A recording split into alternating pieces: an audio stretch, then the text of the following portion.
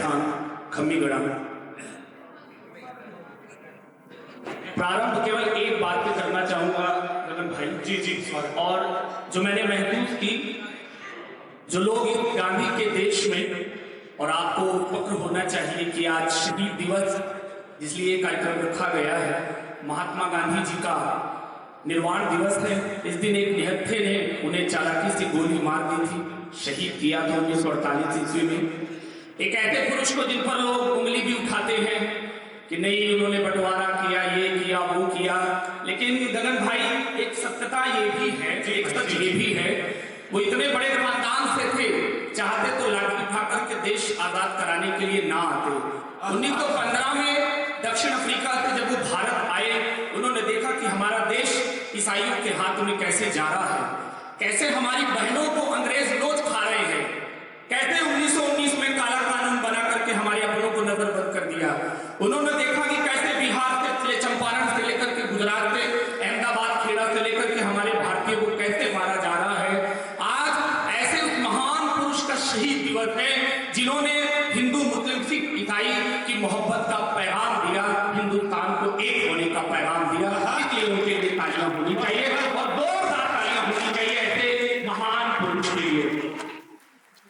मैं तो इतनी देर से सर बैठे हैं, मैम बैठी है, मैं भी एक इंटर कॉलेज में 15 सालों से एक लेक्चरर हूँ, पढ़ाता हूँ 15 सालों से, तमाम मेरे बच्चे बैठे हैं और इतना खुशी का माहौल।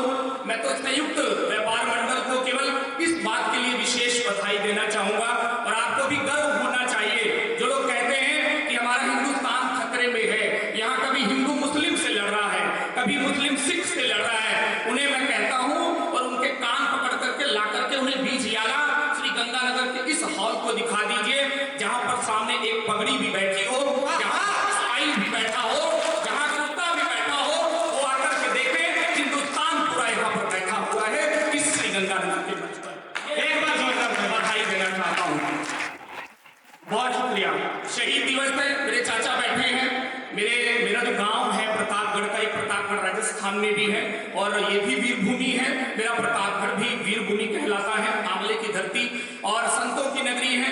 मैं उस राजस्थान में आया हूँ और मेरी ये जिम्मेदारी बनती है, मेरे तमाम छोटे भाई बहनों ने बहुत अच्छा पढ़ा और आपने अच्छे से सुना भी, लेकिन कुछ चीजें हैं जो भी नहीं हुई है, उन्हें होना चाहिए। और मुझे लगता है कि इस कार्यक्रम का जो उद्देश्य है, ये छोटे छोटे बच्चे आए हैं, वहां तक एक संदेश भी जाना चाहिए। पहली 4 पंक्तियां पूजा की पंक्तियां सही हो तो बस इसलिए भी तालियां बजा करके निवेदित करते रहिएगा कि तमाम हमारे भगवान भाई, गगन भाई और संयुक्त व्यापार मंडल के तमाम लोगों ने इतनी शिद्दत से इस कार्यक्रम को आपके बीच में संदेश लाने की कोशिश की है कि कोई पहचान ना होती। मेरा छोटा भाई निर्भय नीचे बहुत अच्छा संचालन कर रहे हैं और वीर रथ का मेरा छोटा गौरव गरवाने और हमारे तमाम अच्छे कवि और मेरी प्यारी बहन प्रियंका जी, प्रियंका जी, एक बार तालियां प्रियंका जी के लिए बजाइए। कमाल, इतनी कम उम्र में इतनी ऊंची लेखनी इन्होंने लिखी है, तो इसलिए भी बधाई राजस्थान को।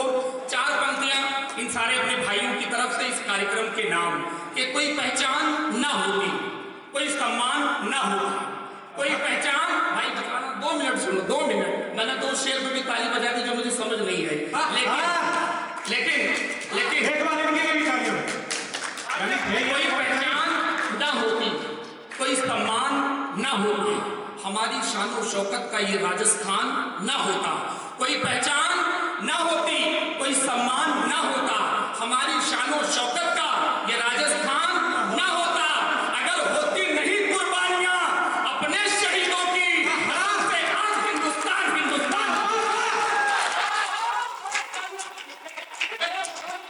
अगर होती नहीं कुर्बानियां अपने शहीदों की, अपने सपूतों की, कसम से आज हिंदुस्तान ना होता। और 1 मिनट की गगन भाई, 1 मिनट की पूजा आपकी इस धरती पे 2 मुक्तों से करूंगा, उसके बाद अपना कार्य प्रारंभ करता हूँ। ये पूजा में आप लोग भी सम्मिलित हो जाइएगा। मैं भी आ रहा था तो मैंने सर्च किया, मैंने यहाँ के बारे में पढ़ा, उसे अगर पूजा में हाल दिया हो तो मुझसे ज्यादा आपकी जिम्मेदारी बनती है कि आपका अतिथि भाई अपनापन महसूस कर रहा है। 4 पंक्ति मैंने अभी और 2 नाम आएंगे, शायद वो आपके अपने नाम है और इस बार उनके लिए चौथी पंक्ति तक लग जाए तो तालियां दोनों हाथ के ऊपर उठकर के उनके चरणों तक जानी चाहिए, जहां तक मैं पहुंचाना चाह रहा हूं। जी जी। दुखों को दूर करती है प्रसन्नता दे के जाती हैं। दुखों को दूर करती हैं, प्रसन्नता दे के जाती हैं, निभाने के लिए जीवन कुशलता दे के जाती है, निभाने के लिए जीवन कुशलता दे के जाती है। जो सातों बहनों की पूजा बड़ी आस्था से करता है, जो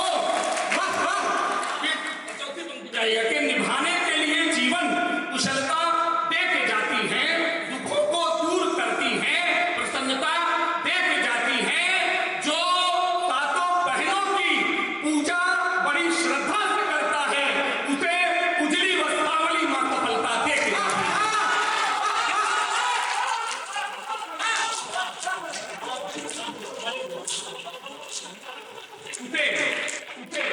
उजली वस्त्रावली मां सफलता दे के जाती है। उन दोनों माओ सातों बहनों के नाम की एक बार दोनों हाथ ऊपर उठाकर के तालियों को बजाकर देना चाहिए।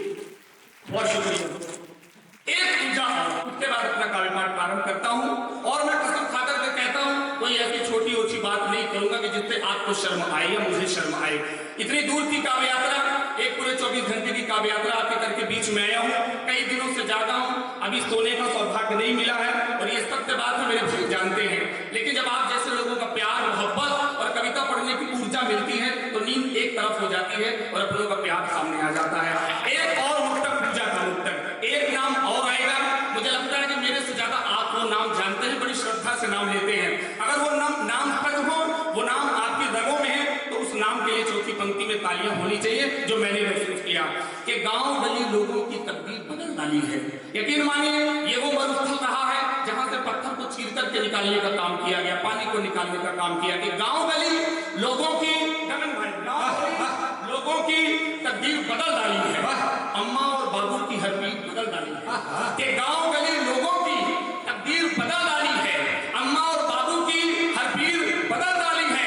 पूज्य गंगा जी महाराज ने पानी लगा के पूरे राजस्थान की तस्वीर बदल डाली है।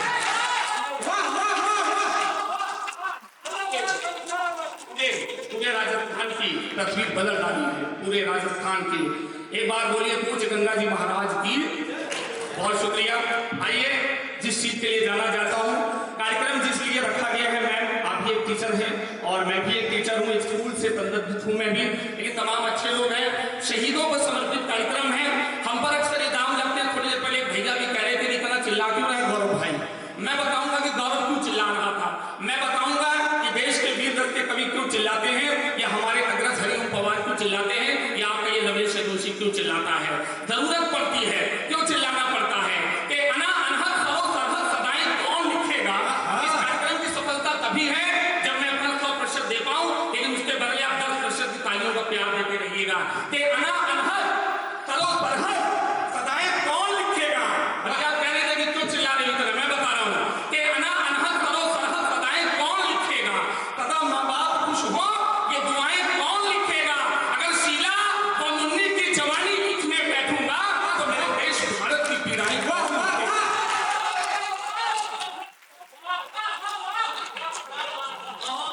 अगर शीला और मुन्नी की जवानी लिखने बैठूंगा तो मेरे देश भारत की पीड़ाएं कौन लिखेगा। सर क्यों ना लिखे। जब कभी पहलगाम घाटी में मेरे भाई बहनों को निर्दोष मानकर के गोली मार दी जाती है, उनसे पूछा जाता है कि तुम कौन हो, उन्होंने कहा कि हम हिंदू हैं, गोली मार दी जाती है। लेकिन उनकी वो बात गलत हो जाती है। वहां कोई हिंदू मुस्लिम का झगड़ा नहीं रह जाता। जब ऑपरेशन सिंदूर के लिए एक मुस्लिम बहन व्योमिका सिंह, हिंदू बहन, और सोफिया कुरैशी, दो बहनें जाकर के ऑपरेशन पूरा करती हैं, तो वहां ये कोई बात नहीं रह जाती है। लेकिन फिर भी फर्ज बनता है जब ऐसी बातें होती है, कभी पहलगाम होता है, या कभी दिल्ली का लाल किला होता है, या कभी पुलवामा का हमला होता है, या कभी पठानकोट का हमला होता है, या बाबूजी बैठे हैं आपके घर पे, एक शहीद हुए हैं, लेकिन कोई डरने की बात नहीं है। एक शहीद वो हुए तो आपके घर में अगला लाल फिर से तैयार होगा जो देश की सरहदों पर जाकर के अपनी जान देगा। लेकिन लेकिन लेकिन सर एक कड़वा सच और है। मैं कह रहा हूं अगर राजस्थान की धरा पे उत्तर प्रदेश प्रतापगढ़ से सच कह दूं तो आपकी तालियां उन शहीदों के लिए ऊपर लहरानी चाहिए। अगर मैं सही कह दूं, मैं 4 पंक्तियां कहता हूं कि मोहब्बत में जहर की बूंद का किरदार ना होता, मोहब्बत में जहर की बूंद का किरदार ना होता, अगर कोई यहाँ जचन सा मकार ना होता, मोहब्बत में सही हो तो किरदार न होता, अगर कोई यहाँ जयचंद का मक्कार न होता, मोहब्बत में जहर की बूंद का किरदार न होता, अगर कोई यहाँ जयचंद का मक्कार न होता, वो पहलगाम घाटी में किसी की जान न जाती, वो पहलगाम घाटी में, वो दिल्ली लाल किले में, वो पुलवामा में किसी की जान न जाती, अगर भारत के अपनों में कोई किरदार न होता।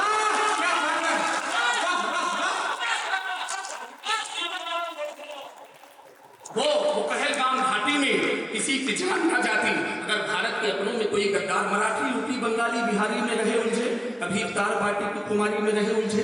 एक बात कह रहा हूँ ना, मैं कभी कोई हिंदू मुस्लिम नहीं करता, मेरा तो इस्माइल भी भाई है, मेरा तो शहजाद भी भाई है, मेरे सब भाई हैं। और जब मेरे सामने मेरी पगड़ी बैठी है तो मुझे किस बात का फिक्र है। मेरे सामने गुरु नानक साहब बैठे हैं, तब मैं पहुंच गया, बड़ा मराठी, यूपी, बंगाली, बिहारी में रहे उलझे, कभी इफ्तार पार्टी की कुमारी में रहे उलझे, कभी चादर चढ़ाने की तैयारी में रहे उलझे। मराठी लोगों ने कहा कि गोली क्यों चली, वहां पहलगाम में गोली क्यों चली, दिल्ली के लाल किले में हमला क्यों हुआ, क्यों पठान काट में कोई किसी फौजी को मार दिया गया। मैंने एक चार पंक्तियां कही, क्यों कही कि मराठी, यूपी, बंगाली, बिहारी में रहे उलझे, कभी इफ्तार पार्टी की खुमारी में रहे उलझे, कभी चादर चढ़ाने की तैयारी में रहे उलझे। मराठी, यूपी, बंगाली, बिहारी में रहे उलझे, कभी चादर चढ़ाने की खुमारी में रहे उलझे, कभी इफ्तार पार्टी की तैयारी में रहे उलझे। वहां केवल हिंदू कहा, कभी गोली चली हम पर, यहाँ हम मौर्य यादव तिवारी में रहे उलझे।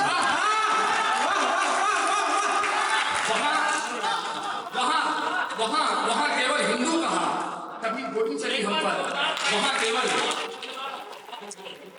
केवल हिंदू कहा, कभी गोली चली हम पर, यहाँ हम मौर्य यादव तिवारी में रहे उलझे। सर, एक अभी सर बैठे हैं, एक एक फौजी के सीने में केवल एक बात रहती है, चाहे वो हिंदू के घर का फौजी हो, चाहे सिख भाई के घर का फौजी हो, या किसी मुस्लिम भाई के घर का फौजी, केवल एक बात है। और क्यों रहती है? अभी आपने बांग्लादेश में देखा, हमारे एक भाई को मार दिया गया।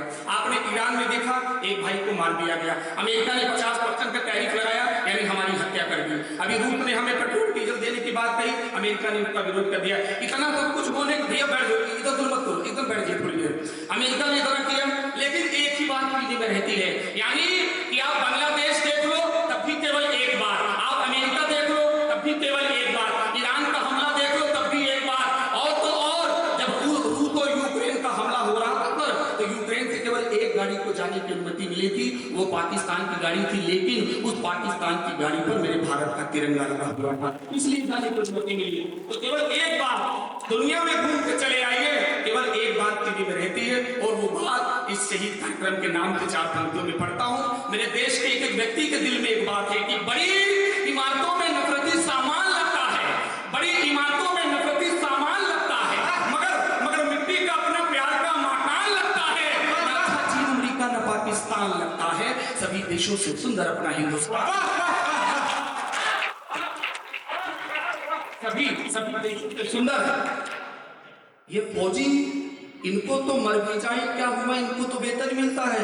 ये दक्षिण का एक नेता कहता है, सर आपने खबरों में पढ़ा होगा, बाबू साहब बैठे हैं, ये इस बात को नहीं सुन पाएंगे, मैं नहीं सुन पाऊंगा, आप नहीं सुन पाएंगे, ये कार्यक्रम संयुक्त व्यापार मंडल ने कराया हुआ है, भगवान सर आप लोग नहीं सुन पाएंगे कि फौजी मतलब मर जाए, मैं नहीं कर रहा हूं, दक्षिण के एक नेता ने कहा।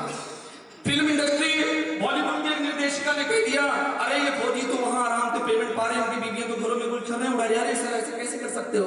मैंने चार पंक्तियों को जवाब दिया, मैंने कहा कि आपको शर्म आनी चाहिए, इन फौजियों को ऐसे कहते हो, इन्हें वेतन मिला, वेतन तो हम जैसे सरकारी अध्यापकों को मिल जाता है, वेतन तो किसी कर्मचारी को मिल जाता है, वेतन तो किसी मजदूर को मिल जाता है।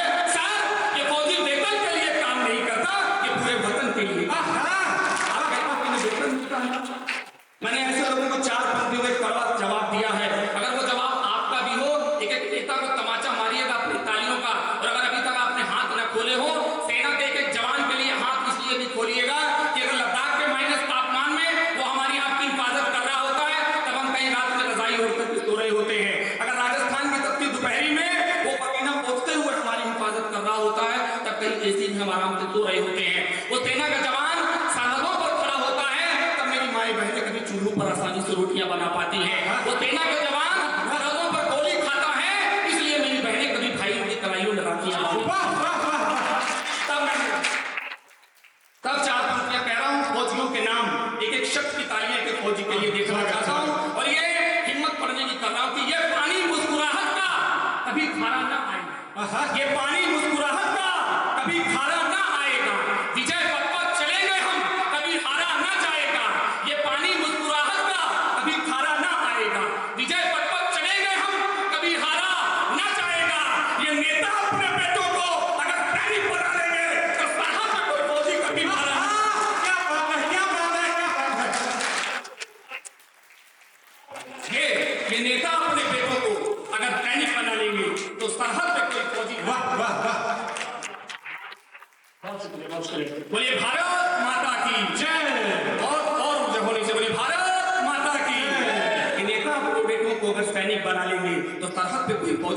मारा ना जाएगा कि जमी सदियों की गंदी धूल को अब झाड़ देना।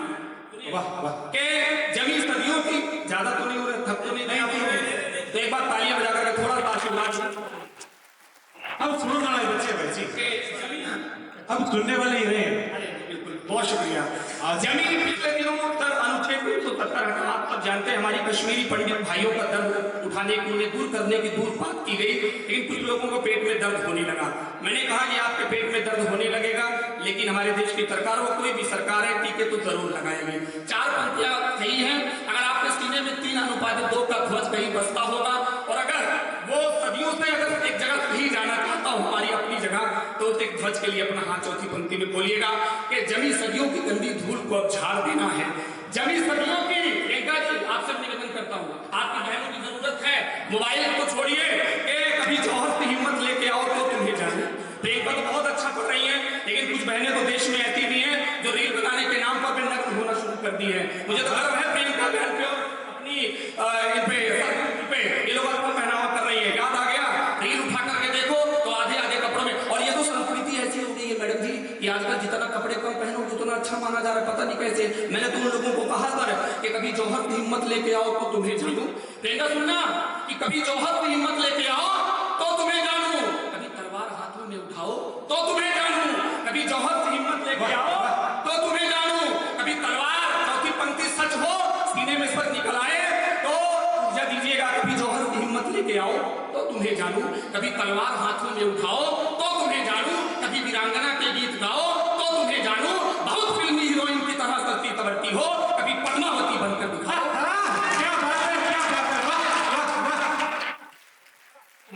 पद्मावती बनकर दिखाओ। तो प्रियंका सुनना, पूरा मन देना कि कभी पद्मावती बनकर दिखाओ तो तुम्हें जानू कि जमीन सदियों की गंदी धूल को झाड़ देना है।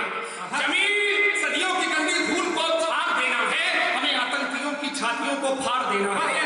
जमीन सदियों की गंदी धूल को झाड़ देना है, हमें आतंकियों की छातियों को फाड़ देना है। अभी तो 370 हटाया आज हमने है, अभी कल फिर पीओ के पर तिरंगा।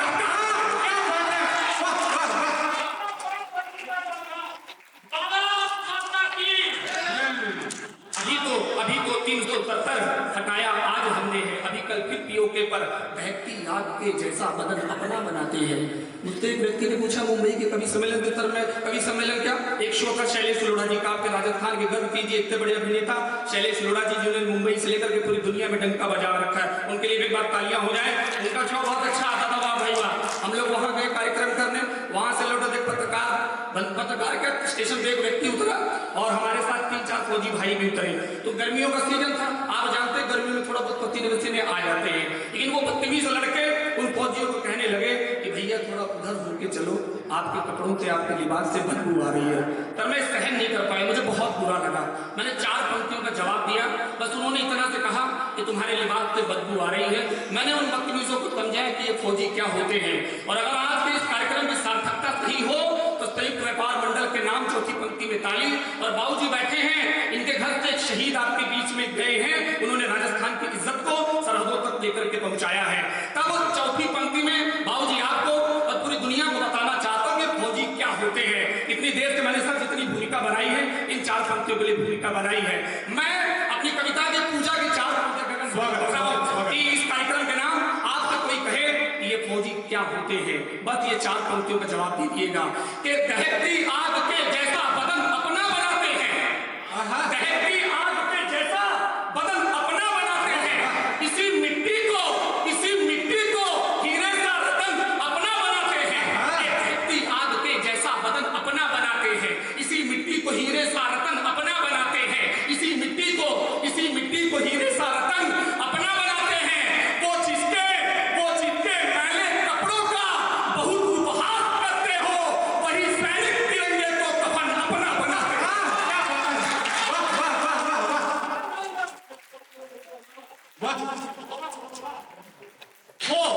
वो जिसके मैले कपड़ों का बहुत उपहास करते हो, वही सैनिक तिरंगे को कफन अपना बनाते हैं।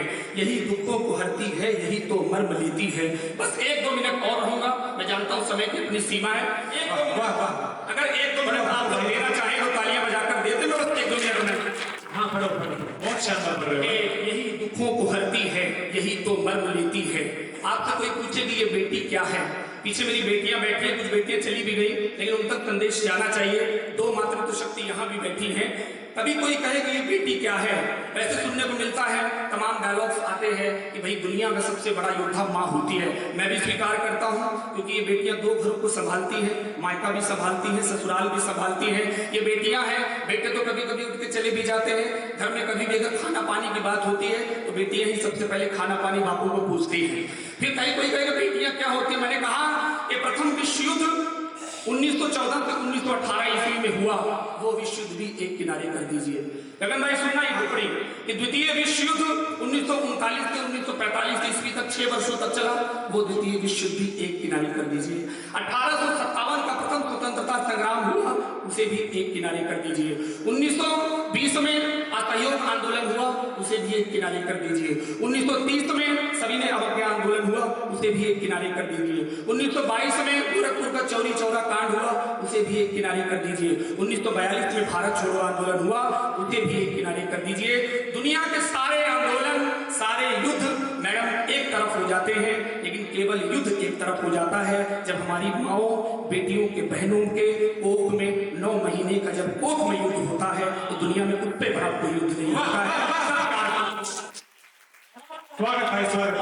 तब कहता हूं कि ये बेटी क्या है, कि यही दुखों को हरती है, यही तो मर्म लेती है। यही दुखों को हरती है, यही तो मर्म लेती है। यही लज्जा, यही इज्जत, यही तो शर्म लेती है। और बड़े ही शौक से पापा मेरे अक्सर कहा करते, किसी का भाग्य अच्छा हो तो बेटी जन्म, किसी का भाग्य अच्छा हो तो बेटी जन्म लेती है। कि धर्म नाम पूछकर गोलियां चलाइए, वो भाईचारे की ना कोई बांध देनी चाहिए। इतना युद्ध हुआ, तमाम लोगों ने हमारे भाइयों को मार दिया, लेकिन मैंने देश की सरकार से एक निवेदन किया, अगर उन्होंने हमारे निर्दोष भाइयों को गोली मारी, चाहे वो पहलगाम में या पठानकोट में या कहीं भी, उनके साथ भी एक ऐसा हश्र होना चाहिए। आपकी तरफ से एक जवाब दे रहा हूं, एक छंद में, अगर वो आपका भी जवाब हो तो जवाब पर सहमति जताइएगा। सुनिए। हाँ हाँ, स्वागत। धर्म नाम पूछकर गोलियां चलाइए, अब भाईचारे की ना कोई बांध देनी चाहिए। भारत में रह रहे पाकिस्तानी काफिरों की नाम पते वाली सूची मांग लेनी चाहिए। कि धर्म नाम पूछकर गोलियां चलाइए, अब भाईचारे की ना कोई बांध देनी चाहिए। भारत में रह रहे पाकिस्तानी काफिरों की नाम पते वाली सूची मांग लेनी चाहिए। और जिन्होंने हमारे भाई बहनों को मार दिया, उन पे सीमाएं सारी लांघ देनी चाहिए। और ऐसे आतंकवादियों की गर्दनों को काटकर उसी तरह चौक पे बढ़ाइए। ऐसे एक बार बोले भारत माता की जय। एक छोटी सी कविता पढ़ने को बहुत कुछ है, लेकिन मैं जानता हूं कि आपको भी समय से जाना है। एक छोटी सी कविता पढ़ रहा हूं और उस शीर्षक भाव जी आपको समर्पित है। शहीद के घर पे आप हैं तो इस कार्यक्रम को समर्पित है। अब आप तालियां मत बजाइएगा, किसी से मैं कोई तालियां नहीं मांगूंगा, मंच का भी चाहता हूं कोई तालियां न बजाए। ये कार्यक्रम शहीदों को श्रद्धांजलि दी गई है, बाबूजी बैठे हैं। इसका शीर्षक ही है शहीद की पत्नी का एक दर्द है। एक हमारे भाई साहब शहीद हुए हैं, उनकी पत्नी घर में है और उस कविता में नेताओं पर थोड़ा सा गुस्सा दिखा रही है। एक अंतरा में अपने घर का दर्द, बस शहीदों को समर्पित एक कविता है। यही कविता मैं पढ़ूंगा और इसके बाद पहले 4 पंक्तियां भूमिका में कि किनकी वजह से ये देश है। कि किसी नेता अभिनेता का सारा भेष जिंदा है, किसी नेता अभिनेता का सारा भेष जिंदा है, वहां पर आप जिंदा हैं, यहाँ लवलेश जिंदा है। कि किसी नेता अभिनेता का सारा भेष जिंदा है, वहां पर आप जिंदा हैं, यहाँ लवलेश जिंदा है। मेरे टुकड़े भले कर दो, मगर यही कहूंगा मैं, वो सरहद पे खड़े फौजी के कारण देश जिंदा है, वो सरहद पे खड़े फौजी के कारण। अब यह कविता सुनिएगा, इसका शीर्षक है हमारी शहीद की पत्नी का एक दर्द है। उन्होंने एक पाती लिखी है, एक कविता लिखी है, बाबूजी सुनिएगा। जी जी, स्वागत। चूड़ी, और जहां जहां कविता के अंत में एक शब्द आएगा चूड़ी टूटी, उस पंक्ति पर बस थोड़ा सा तालियों का स्नेह देते चलिएगा। कि चूड़ी टूटी कंगन टूटा, दिल का आंगन रूठा रूठा। चूड़ी टूटी कंगन टूटा, दिल का आंगन रूठा रूठा। सजन तुम्हारे जाने से यूं जग में कुछ ना रहा अनूठा। चूड़ी टूटी कंगन टूटा, दिल का आंगन रूठा रूठा। फोटो टंगी हुई है, घर का एक माहौल है। वो पत्नी, एक वीरांगना पत्नी कह रही है कि चूड़ी टूटी कंगन टूटा दिल का आंगन रूठा रूठा सजन तुम्हारे जाने से यूं जग में कुछ ना रहा अनूठा। तुम थे पर्वत जैसे ऊंचे नदियों की तेरी रवानी थी। अपने फौजी को कह रही है कि तुम थे पर्वत जैसे ऊंचे नदियों सी तेरी रवानी थी। अपनी तो बस सबसे सुंदर पावन प्रेम कहानी थी। तुम थे पर्वत जैसे ऊंचे नदियों की तेरी रवानी थी। अपनी तो बस सबसे सुंदर पावन प्रेम कहानी थी। क्या कहूँ मैं आतंकवाद के ऐसे ऐसे कहर हुए, मगर मुझे है गर्व तुम्हीं पर देश की खातिर अमर हुए। मगर मुझे है गर्व तुम्हीं पर देश की खातिर अमर हुए। भरा पड़ा परिवार है लेकिन भरा पड़ा परिवार है लेकिन तेरे बिन सब फीका फीका। चूड़ी टूटी कंगन टूटा चूड़ी टूटी कंगन टूटा। अपना मुन्ना मुझसे अक्सर ऐसे पूछा करता है। अपना मुन्ना मुझसे अक्सर ऐसे पूछा करता है। पापा की फोटो तारा क्यों घर ही पूजा करता है। अपना मुन्ना मुझसे अक्सर ऐसे पूछा करता है। पापा की फोटो सारा क्यों ये घर पूजा करता है। कौन बनाकर लाएगा जो दादी माँ का चश्मा टूटा। कौन बनाकर लाएगा जो दादी माँ का चश्मा टूटा। तुम जो छूटे जब भी छूटा प्रेम का सारा सागर छूटा। और इतना रोना आता है अब इतना रोना आता है अब। आँख का आंसू सूखा सूखा चूड़ी टूटी कंगन टूटा दिल का आनंद चूड़ी टूटी कंगन टूटा दिल का आनंद रूठा रूठा। अब सामने टीवी चल रहा है। टीवी में नेताओं के भाषण आ रहे हैं। नेताओं को तंज करते हुए नेताओं तक कह रही है कि केवल चर्चा करते करते चूड़ी को तुड़वाओगे।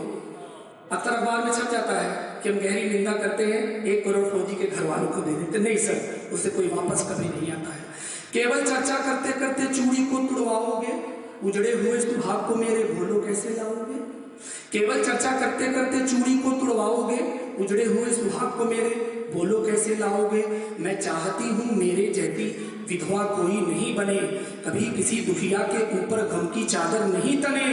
लेकिन दुख इस बात का मुझको, देश को तुमने लूटा लूटा चूड़ी टूटी कंगन टूटा। चूड़ी टूटी कंगन। भाई अद्भुत अद्भुत। अखबार पढ़ रही है, बाबूजी अखबार पढ़ रहे हैं, उनके ससुर उसमें हेडिंग पढ़ रहे हैं कि हमारे घर को 1.5 करोड़ रुपए मिलेंगे। बस वो लाइन उसके कानों में आई, तब वो फिर कह रही हैं कि लाखों पैसे देने से क्या फौजी वापस आएंगे। लाखों पैसे देने से क्या फौजी वापस आएंगे। घर की सारी खुशियों को क्या फिर वापस लौटाएंगे। लाखों पैसे देने से क्या फौजी वापस आएंगे। घर की सारी खुशियों को क्या फिर वापस लौटाएंगे। बच्चों की चीखों से मेरा अंतर्मन फट जाता है। बच्चों की चीखों से मेरा अंतर्मन फट जाता है। संसद में बैठे इन मकारों से देश ल जाता है। इसीलिए तो सबके मन में गुस्सा देखो फूटा फूटा चूड़ी टूटी कंगन टूटा। अंतिम में सरकारों के गुस्से में तंज करके गुस्सा अपना दिखा रही है कि गोली राफेलो, गोली पिस्टल राफेलो सब तो टैंक तैयार करो। गोली पिस्टल राफेलो संग तो टैंक तैयार करो। दुश्मन के सीने पर चढ़कर गोली की बौछार करो। गोली पिस्टल राफेलो संग तो टैंक तैयार करो। दुश्मन के सीने पर चढ़कर गोली की बौछार करो। खून के बदले खून चाहिए, अब थोड़ा गद्दार बनो। गद्दारों पर दया न करिए, इन पर दमकर वार करो। और तुम ये न कर पाए नेताजी, तुम ये न कर पाए तो फिर सारा वादा झूठा झूठा चूड़ी टूटी कंगन दिल का आनंद रूठा रूठा चूड़ी टूटी। और एक अंतिम में एक 4 पंक्तियों का संदेश के साथ तमाम विद्यालय के बच्चे हैं, मैं अध्यापक हैं। आपसे कोई पूछे, तमाम आपको तोड़ने वाली ताकतें आएंगी बाबूजी। कोई कहेगा कि बच्चों के हाथों में आजकल तो कह रहे हैं कट्टा दे दो, बंदूक दे दो, तलवार दे दो। नहीं सर, ये समस्या का हल नहीं है। सुनिएगा भैया, ये समस्या का हल नहीं है। अगर देना है अपने बच्चों के हाथों में तो केवल मैम एक चीज दीजिएगा। और मेरी ये 4 पंक्तियां एक तोहफे के रूप में लेकर जाइए कि पसीने की कमाई की रुआबे हर समय रखना। पसीने की कमाई की रुआबे हर समय रखना। सुहानी मंजिलों की मिष्ठलाबे हर समय रखना। तुम्हारे पैर में जूते भले न हो कभी, लेकिन अपने बच्चों के हाथों में किताबें हर समय रखना।